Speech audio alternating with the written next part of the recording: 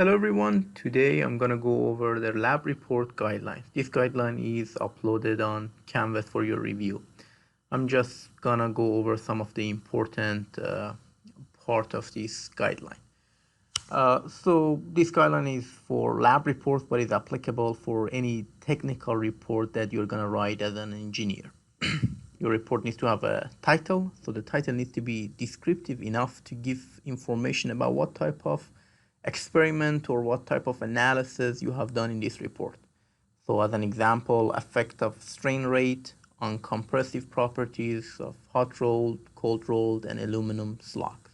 So we are talking about what parameters we are changing, strain rate, on what property, compressive properties, and which material we are dealing with, which are aluminum. And then you write your name and affiliation. So I have given you examples of how you're writing your affiliation. If the affiliations are different, then you write 3 lines and then denote them by A, B, and C. But if it's the same, then you just need 1. And then you need to choose keywords for your report. You can choose it at the end after your report is complete. These keywords would help the readers to find the proper paper, the proper reports if they're searching in search engines. So make sure your keywords would be relevant. Then abstract is probably the most read part of any paper. Your abstract should give a summary of all parts of the paper. I've seen students usually write a summary about one aspect but not everything. So you need to include the method that you're using, whether you're using experimental testing or imaging or finite element analysis. Then you need to write about the objective of your experiment, what results you're going to get, and at the same time it needs to be short. So it should be around 200 words. You don't want your abstract to be long. So in terms of results, you don't write specific results, but your findings. What did you find? What was your hypothesis? And then we go to the introduction. Introduction have different sections. The most important one probably would be the background. You need to provide a background for your introduction. Here I've just given you an example of a background on, let's say, A36 steel that you're going to use. You need to write why your experiment is important. So you need to build the interest for the reader, what you are doing and why you're doing that experiment or that analysis. You need to talk about your hypothesis or your expected results. Are we expecting our elastic modulus to go higher when we are performing the tensile testing faster or not? So that's our expectation. We can go back to the microstructure and answer that question. And then when we get the results, we can see whether our observation is consistent with our expectation. Then the procedure section, which is present in experimental reports, that you need to write how you perform the testing, which equipment you used, what parameters you used. One thing that you need to make sure of is that your procedure section should not look like a lab instruction. It should not look like a step-by-step procedure of turning on the machine, put the safety goggles on, and connect the red wire to the back of the device. It should include enough information so the reader could reproduce the results, could do the experiments. It should include the temperature, the testing temperature, the material you use, the strain rate, whether it was displacement or load controlled. But it shouldn't be instruction on how to perform the lab. And I'm giving you some examples of what you need to do and how you're gonna phrase each procedure. Instead of saying we press the red button to stop the test was terminated upon failure of the material. Result and discussion. So people are reading your paper to know what results you've got. Sometimes results and discussion are presented in separate sections, sometimes together. So it depends on the flow of your paper, how you're going to structure it. The difference between result and discussion is that you are reporting your observation in the result. You're saying that the strength is going up, the strain is going down, the elongation increases, decreases. These are observations. These are the what you can see from your results, and anybody can do it. You don't need an engineer to make that observation. Discussion is where the engineers come into play. So you have your interpretation of the result. You are saying that the increase in elastic modulus with an increase in a strain rate is due to the dislocation movement in the microstructure, or provide some insight, a higher level of observation. You can call it discussion, or I would like to call it the interpretation of the result, engineering judgment. So that's the difference between the two. The common mistake that I see in the results section is that students dump all the results in that section, just one after the other, another image after another. You should narrate your results. You should explain what results you have got and how important they are. You should present your results in form of figures and tables. And it's important to think about how you're going to plot it.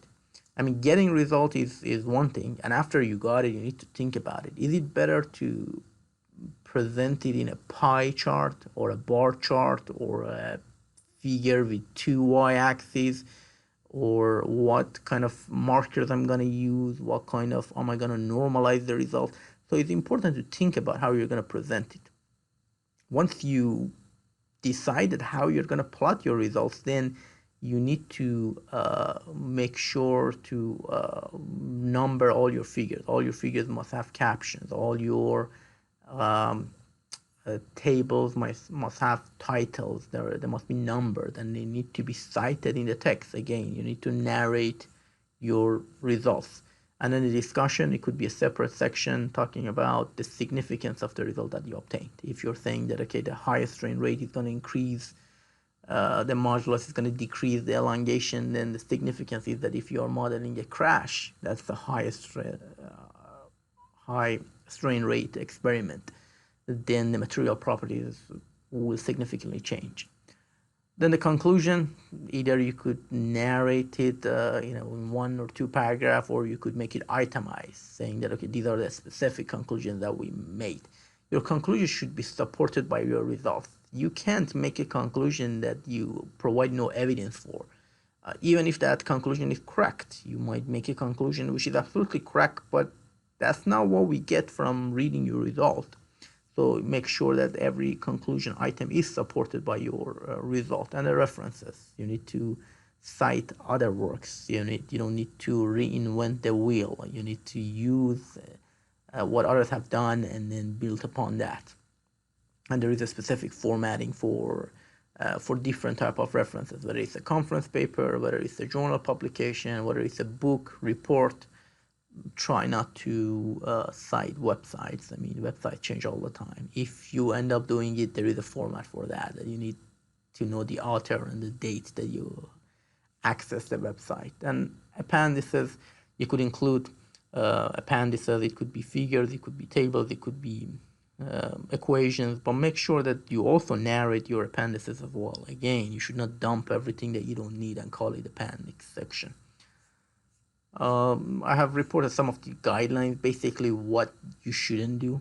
I mean, here in technical writing, we do not use colloquial term, any slang or expressions. We do not use contraction. We don't say don't. You should say, oh, they do not. Avoid using I and we. We use passive voice. So, for example, instead of we broke 4 samples, it doesn't matter who broke it. The important thing is that the sample were fractured. So tensile testing was conducted on 4 samples. And you need to proofread your writing to make sure there is no lexical or grammatical mistakes. When you write it, your eyes do not see all the mistakes. So it's a teamwork. So you could ask someone else to go over your reports, and they would see mistakes that your eyes, skipped. And also make sure you're not vague. Be specific and precise. Here, I've put a table of what other students have written and what would be my suggestion. Let's say we broke 5 samples. Tensile testing was performed on 5 samples. John forgot to start the test, so the results are useless. Due to human error, the data was not correctly acquired.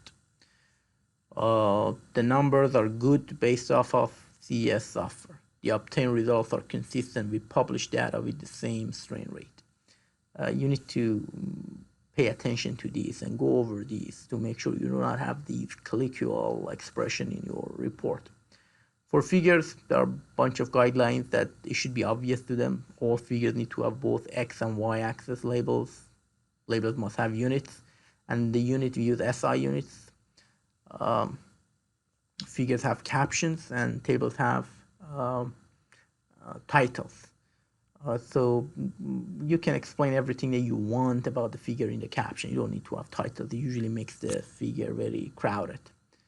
And I've given some instruction here on what font and what font size you use. And if there is a font and size that would be very legible, that's fine. These are not specific. I have also uploaded a template on Canva, so you could use that in terms for font size and type. Again, for figure captions, that's what I use. I usually draw a text box and then remove the border on that text box, and I put the figure on that text box, so the figure caption and the figure itself move around together.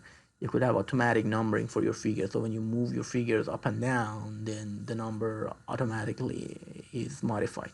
And here is a figure that I've drawn, and I think when I change it to PDF, this shouldn't be here. Yep, and there gotta be a Y label. I don't know why it's missing. So here is a stress strain curve, the X and Y axis, the units are, the numbers are legible. The caption should be descriptive enough. The caption should not only reflect the X and Y, but also have more information as I've given here. Similar guidelines for tables. Again, every unit must be in SI unit. Do not forget that. Equation guidelines, I usually put the equations in a table and then remove the borders, and that would be numbering. Again, you could have automatic numbering for tables as well for equations. So when you move equation up and down, or when you remove an equation, all the numbers are modified. And I have that in the other document that I posted on Canvas, which is the template for writing. And you could have section and subsection for that document as well.